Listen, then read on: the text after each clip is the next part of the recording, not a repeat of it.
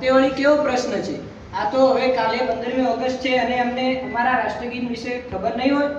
પણ ના, બધાને ખબર હોય એ જરૂરી નથી, પણ બધાને ખબર હોવી જ જોઈએ એ અગત્યનું છે.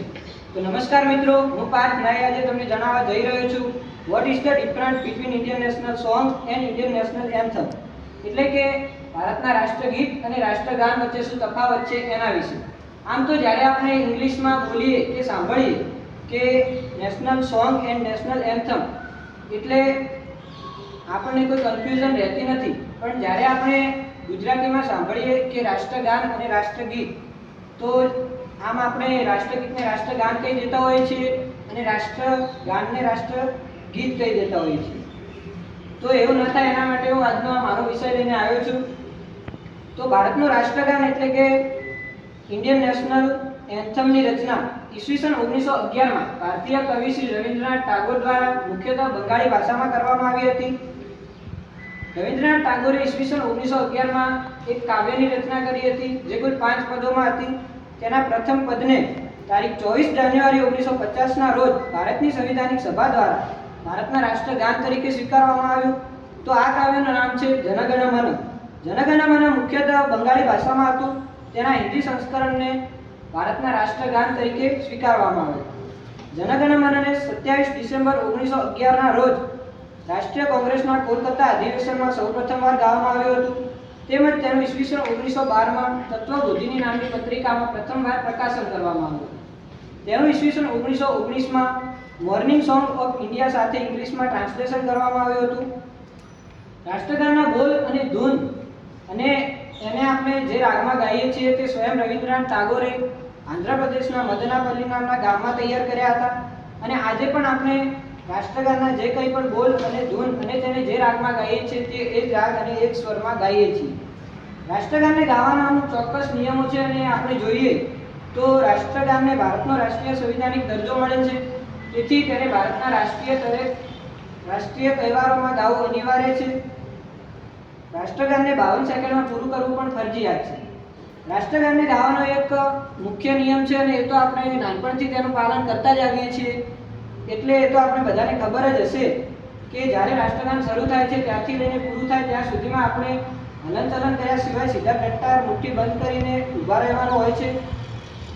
અને મિત્રો, કાયદાકીય રીતે જોવા જઈએ તો રાષ્ટ્રગાનના નિયમોનું પાલન ન કરનારને કાયદાકીય સજા થાય છે, જેનો કાયદો prevention of insult to national honour act 1971 ની ધારા 3 અનુસાર રાષ્ટ્રગાનના નિયમોનો ભંગ કરનારને કાયદાકીય સજા થાય છે, જેમાં નિયમ ભંગ કરનારને 1 થી 2 મહિનાની જેલની સજા પણ થઈ શકે છે. હવેની ફિલ્મોમાં પણ રાષ્ટ્રગાનના ગાવા તેમજ તેના વગાડવા પર સુપ્રીમ કોર્ટે બેન કરેલ છે. ક્યારેક એવું પણ સાંભળવા મળે છે કે બ્રિટિશ સમ્રાટ જ્યોર્જ પંચમની પ્રશંસામાં રવિન્દ્રનાથ ટાગોરે આ કાવ્યની રચના કરી હતી.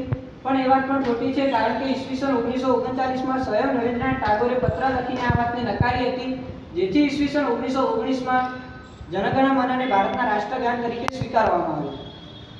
થોડાક સમય પહેલા સોશિયલ મીડિયામાં પણ એક મેસેજ વાયરલ થયો હતો જેમાં જણાવવામાં આવ્યું હતું કે જનગણ મનને best national anthem in the world તરીકે યુનેસ્કોએ જાહેર કરેલ છે. પણ એ વાત પણ ખોટી છે, કારણ કે યુનેસ્કો આવું કોઈ કામ કરતું નથી. યુનેસ્કો જે વર્લ્ડ હેરિટેજ સાઇટ આપવાનું કામ કરે છે, તો આપણા માટે તો જનગણ મન બેસ્ટ નેશનલ એન્થમ છે જ અને પૂરી દુનિયા માટે છે, એમાં કોઈ નવાઈ જ નથી. પણ યુનેસ્કો આવું કોઈ કામ કરતું નથી.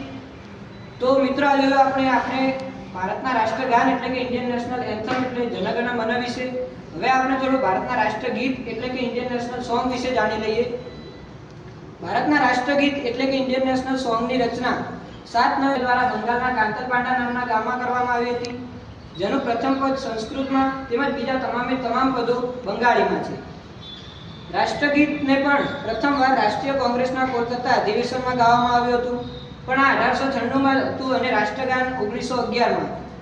ભારતના રાષ્ટ્રગીતને આનંદ મઠ નામના પુસ્તકમાં પણ સામેલ કરવામાં આવેલ છે.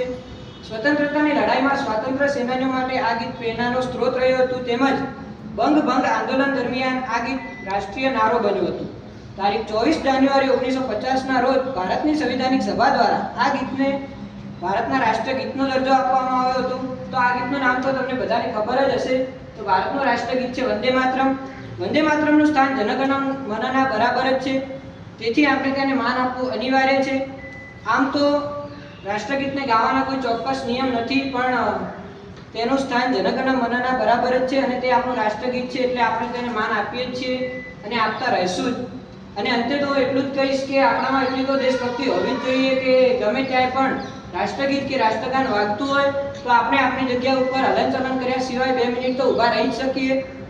તો અસ્તુ ભારત માતા કી જય. જય હિન્દ, જય ભારત.